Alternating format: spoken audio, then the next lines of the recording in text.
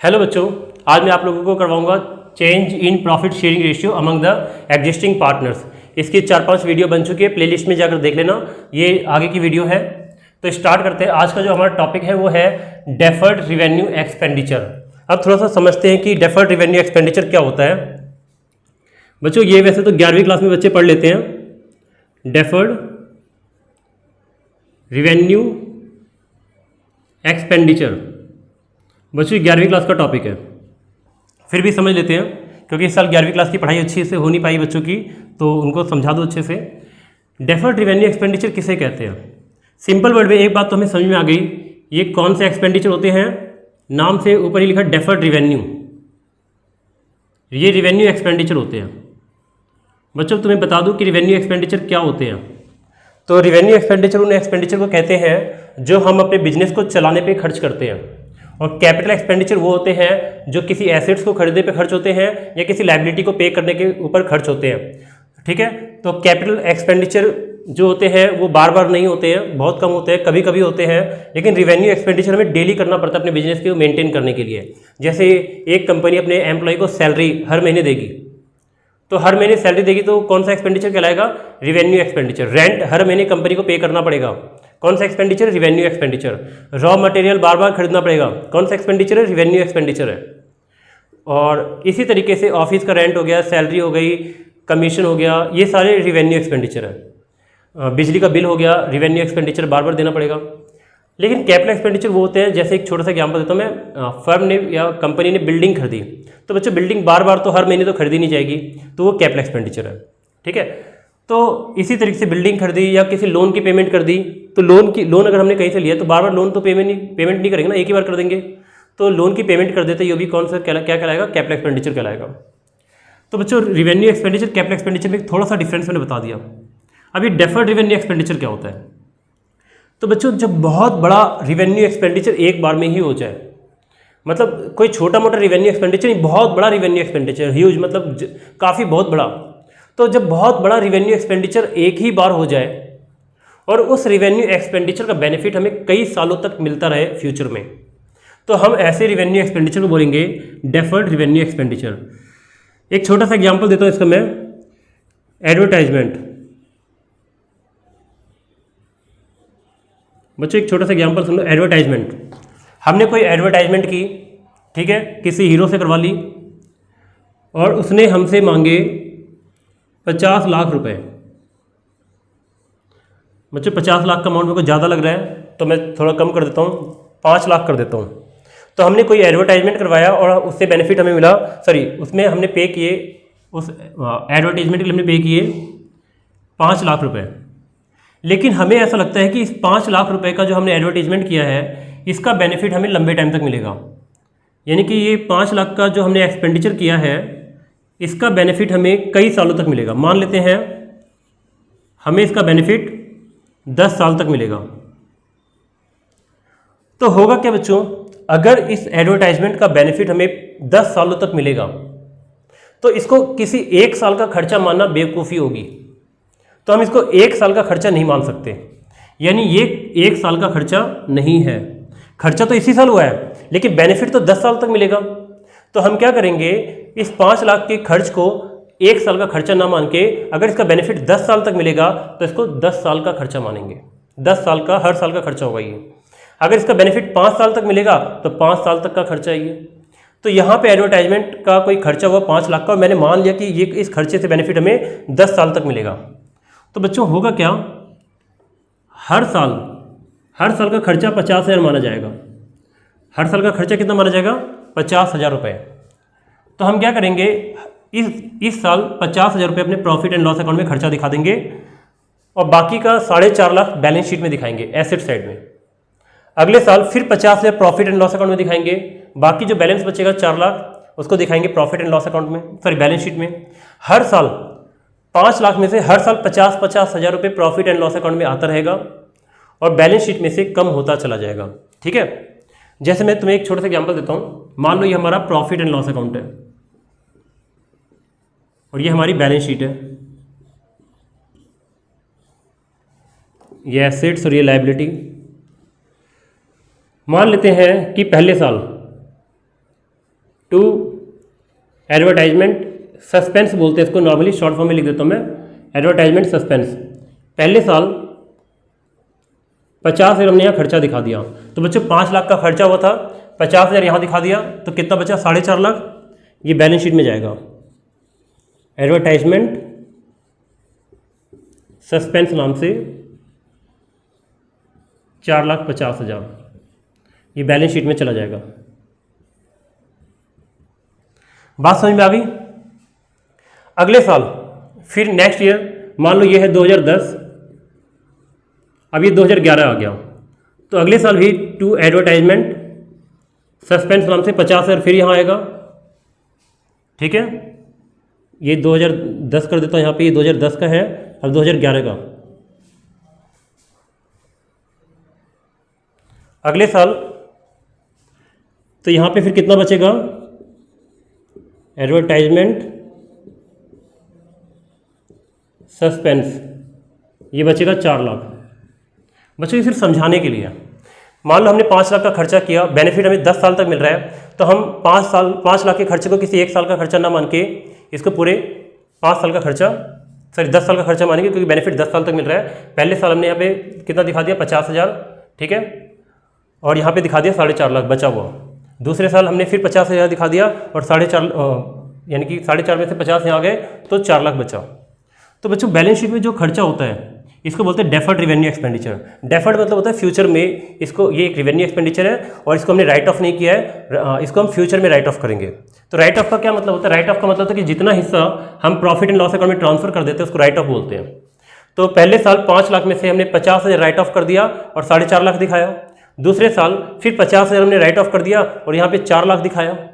ठीक है, तो जो राइट ऑफ नहीं होता उसे हम कहते हैं डेफर्ड रिवेन्यू एक्सपेंडिचर। अब हम समझते हैं रेशियो बदलने के केस में क्या होता है। अब मान लो बच्चों पार्टनर्स यहाँ पे रेशियो बदलते हैं अपना, अगर रेशियो बदलते हैं तो ये जो डेफर्ड रिवेन्यू एक्सपेंडिचर तुम्हें दिख रहा है बैलेंस शीट में, इसको डिस्ट्रीब्यूट करना जरूरी होता है। डिस्ट्रीब्यूट नहीं करेंगे तो फ्यूचर में किसी के हिस्से में ज़्यादा लॉस, क्योंकि रेशियो बदलने से फ्यूचर में किसी के हिस्से में ज़्यादा लॉस चला जाएगा और किसी के हिस्से में कम लॉस जाएगा। तो इसलिए क्या करना होता है कि जब भी रेशियो बदलेगी तो फ्यूचर में किसी को नुकसान ना हो जाए, ठीक है, और किसी और को फ़ायदा ना हो जाए, तो उसे करना क्या होता है, हमें प्रेजेंट में ही इसको बांट के खत्म करना होता है। तो हम इसके लिए एक एंट्री पास करते हैं। एंट्री क्या होती है? Partners capital account debit. Partners capital account को डेबिट इसलिए करते हैं क्योंकि यहाँ पे लॉस का बंटवारा हो रहा है, तो लॉस से कैपिटल कम होती है और कैपिटल डेबिट साइड से कम होता है। ठीक है, तो partners capital account debit, partners के कैपिटल अकाउंट को हम डेबिट कर देते हैं। ठीक है, क्योंकि लॉस पार्टनर्स में मिलेगा तो कैपिटल कम होगी पार्टनर्स की। और डेफर्ड रिवेन्यू एक्सपेंडिचर एक लॉस है। लॉस हमारा कौन से अकाउंट में आता है? एक्सपेंस अकाउंट में आता है, और ये लॉस अब खत्म हो रहा है इसलिए हम इसको क्रेडिट कर रहे हैं। बच्चों कोई भी लॉस जब खत्म हो जाएगा तो वो क्रेडिट हो जाता है। तो यहाँ पे डेफर्ड रिवेन्यू एक्सपेंडिचर अब ये खत्म हो चुका है क्योंकि हमने इसको पार्टनर्स में बांट दिया है, तो ये क्रेडिट हो जाएगा। ठीक है, क्योंकि ये एक्सपेंस होता है, एक तरह से एक्सपेंस अकाउंट में आता है और ये क्रेडिट से कम होता है। तो अब हम एक सवाल करते हैं इसके ऊपर। ठीक है,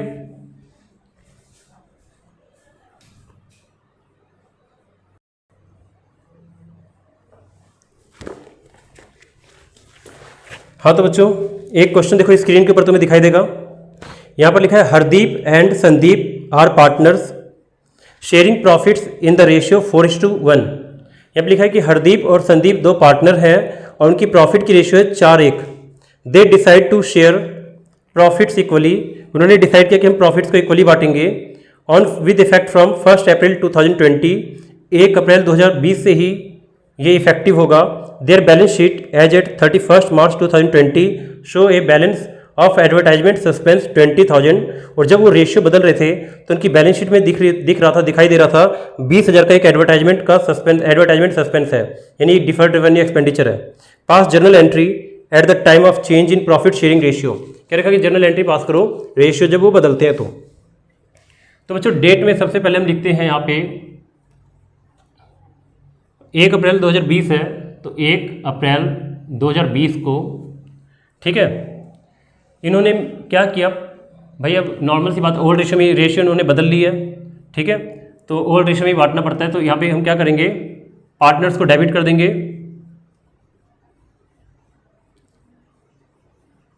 हरदीप्स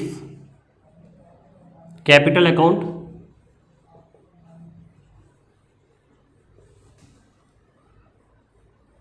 डेबिट। दूसरे पे कौन है? संदीप, संदीप्स कैपिटल अकाउंट, ये भी डेबिट। टू एडवर्टाइजमेंट,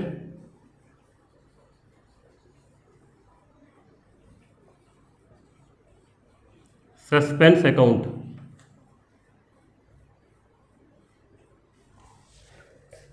इसकी नरेशन लिखते हैं बीइंग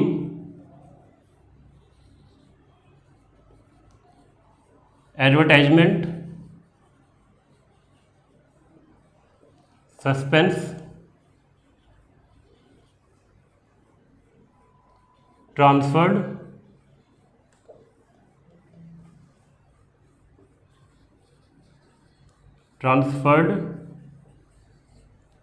टू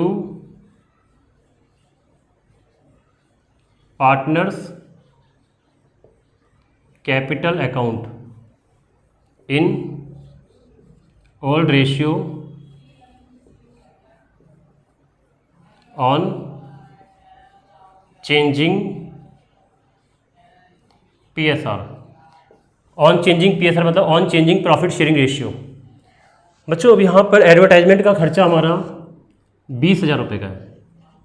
ये deferred revenue expenditure balance sheet में लॉस है। तो जब इसको 4 एक में बांटेंगे तो अगर 20,000 को हम बांट के देखते हैं, 20,000 को 4 और 1 में बांटोगे, 4 एक 5, 5 चौक 20, 4,000, 4 चौक 16 और 4 एकम 4, तो ये बढ़ जाएगा। बच्चों एक बात फिर से सुन लो, समझाता हूँ मैं इसको। यहाँ पे हुआ ये कि इन दोनों को डेबिट इसलिए किया गया क्योंकि लॉस इनको लॉस दे रहे हैं। लॉस से कैपिटल इसकी भी कम होगी और कैपिटल इसकी भी कम होगी और डेबिट से कैपिटल कम होती है। और ये एडवर्टाइजमेंट सस्पेंस एक लॉस है जो इन दोनों में डिस्ट्रीब्यूट हो गया। तो ये लॉस एक एक्सपेंस अकाउंट है और यहाँ पे लॉस हमारा कम हो रहा है। और लॉस जब भी कम होता है तो क्या करते हैं? उसको डेबिट करते हैं। ठीक है बच्चों, तो इसको नोट कर लो जल्दी से। एक क्वेश्चन और करवाता हूँ।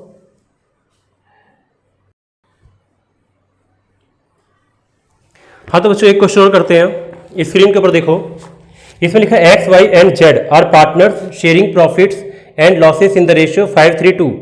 X, Y, Z पार्टनर है, प्रॉफिट को 5-3-2 में बांटते हैं। They decide to share future profits and losses in the ratio 2:3:5। और उन्होंने डिसाइड किया कि प्रॉफिट को हम 2-3-5 में फ्यूचर में बांटेंगे with effect from 1 April 2020। Following is the extract of their balance sheet. उनकी बैलेंस शीट दी हुई है। बैलेंस शीट के एसेट साइड में एडवर्टाइजमेंट सस्पेंस है, लॉस है ये, और लायबिलिटी साइड में जनरल रिजर्व है, प्रॉफिट एंड लॉस अकाउंट है, वर्कमैन कंपनसेशन रिजर्व है, पास जर्नल एंट्री। बच्चों मैं फिर से एक बात बताता हूँ, जब भी रेशियो को बंटवारा होगा, कुछ केसेस को छोड़कर, मतलब कुछ स्पेशल केसेस उनको छोड़कर, नॉर्मली हमें करना ये है कि क्वेश्चन अगर साइलेंट होगा तो हमें क्या करना है, सारे रिजर्व्स को, सारे प्रॉफिट्स को या किसी भी तरह के लॉस को जो बैलेंस शीट में है उसे हमें क्या करना है, ओल्ड रेशियो में बांट देना है, ताकि फ्यूचर में उनके बीच में लड़ाइयाँ ना हो। क्योंकि अगर हम प्रेजेंट में नहीं बांटेंगे तो फ्यूचर में उनमें लड़ाइयाँ होंगी, आपस में वो लड़ेंगे बैठ के एक दूसरे से कि क्योंकि पुराना रेशियो कुछ और था, उन्होंने कंट्रीब्यूशन ओल्ड रेशियो में किया हुआ है, रिजर्व के अंदर, प्रॉफिट के अंदर। लेकिन फ्यूचर में क्या होगा कि रेशियो बदलने से किसी के पास हिस्सा ज़्यादा चला जाएगा और किसी को नुकसान हो सकता है। तो इस वजह से तो जब क्वेश्चन साइलेंट होगा तो सारे रिजर्व्स और प्रॉफिट और लॉस को तुम्हें क्या करना है, डिस्ट्रीब्यूट कर देना है।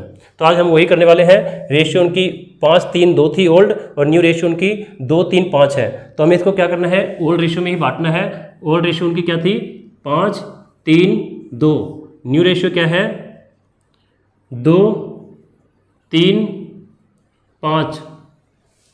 तो ठीक है, स्टार्ट करते हैं। तो 1 अप्रैल को चेंज किया, तो 1 अप्रैल 2020 को। तो एक काम करो, पहले इनको बांट लेते हैं। यहाँ पे जो जो बटने वाली चीज़ें, एक तो है जनरल रिजर्व अकाउंट डेबिट, दूसरे नंबर पे profit and loss account debit. बच्चों ध्यान रखना, ये प्रॉफिट एंड लॉस अकाउंट कौन सा बैलेंस है, क्रेडिट वाला बैलेंस होता है, ये क्रेडिट होता है। तो प्रॉफिट एंड लॉस अकाउंट का लायबिलिटी, और कैसे पता चला हमें, लायबिलिटी साइड में दिया हुआ है। तो लायबिलिटी साइड में अगर प्रॉफिट एंड लॉस अकाउंट है तो उसको प्रॉफिट बोलते हैं, और एसेट साइड में अगर प्रॉफिट एंड लॉस अकाउंट है तो उसे लॉस बोलते हैं। तो ये लायबिलिटी साइड में तो ये प्रॉफिट है। लायबिलिटी साइड में जब भी प्रॉफिट एंड लॉस अकाउंट होगा वो प्रॉफिट होगा। वर्कमैन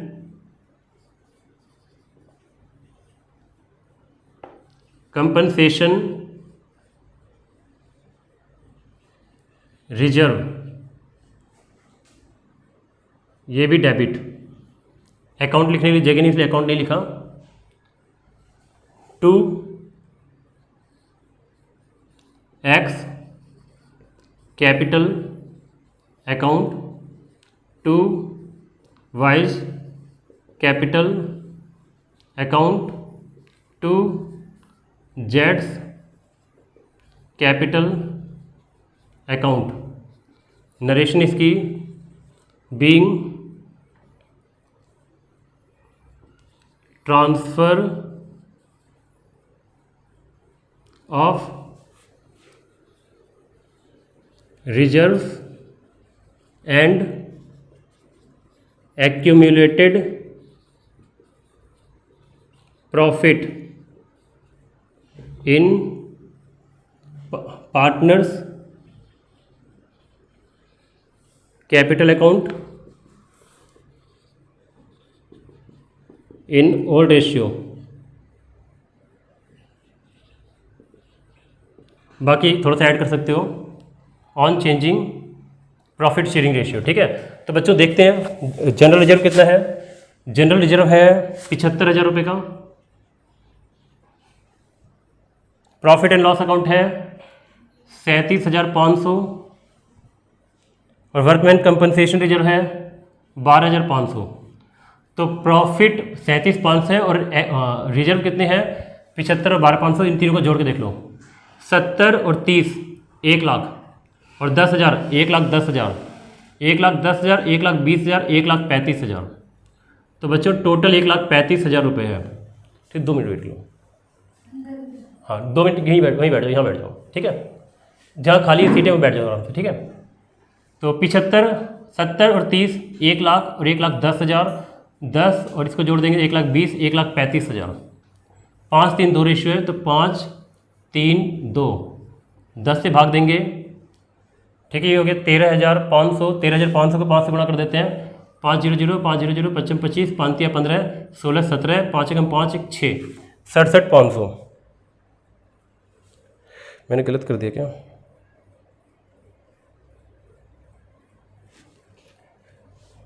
एक बार दोबारा चेक कर ले तो मैं। हाँ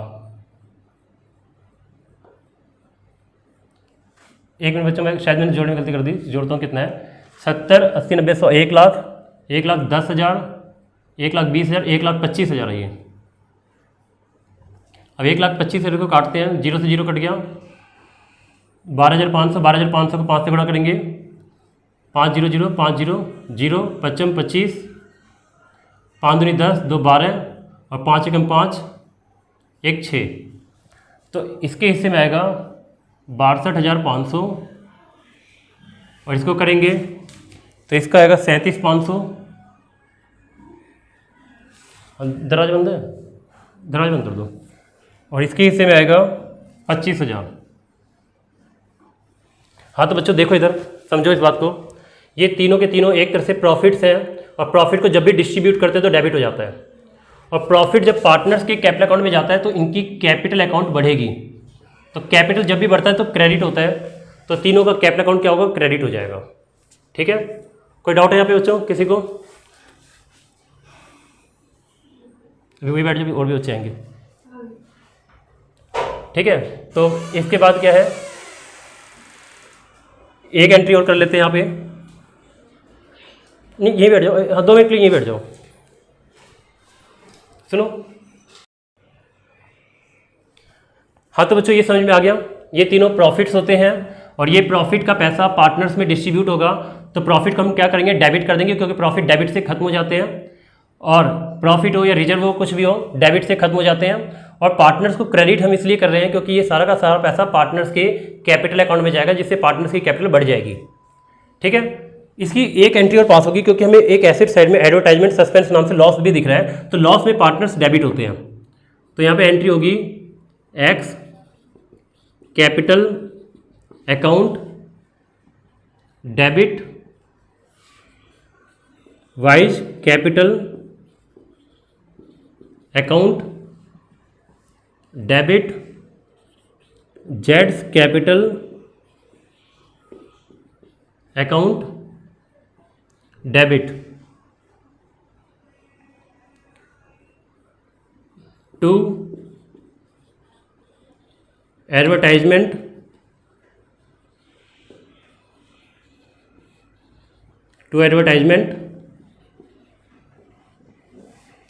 सस्पेंस अकाउंट। एडवर्टाइजमेंट सस्पेंस 50,000 रुपये का है, ठीक है। दराज बंद करके आ जाना, दराज बंद कर दो। एडवर्टाइजमेंट सस्पेंस 50,000 का है और इनकी वो ओवर रेशियो में बांटेंगे 5-3-2 में, तो ये जाएगा, यानी कि एडवर्टाइजमेंट सस्पेंस 50,000 का है, इसको बांट देते हैं 5, 3 और 2 में, तो भाग देंगे 25,000, 5 15,000 और 5 दूनी 10,000। नरेशन होगी इसकी being advertisement suspense distributed among the partners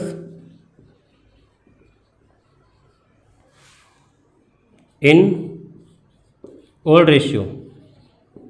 ठीक है, चलो बच्चों ये खत्म हो गया। थोड़ा समझ लेते हैं इसको अच्छे से और थोड़ा सा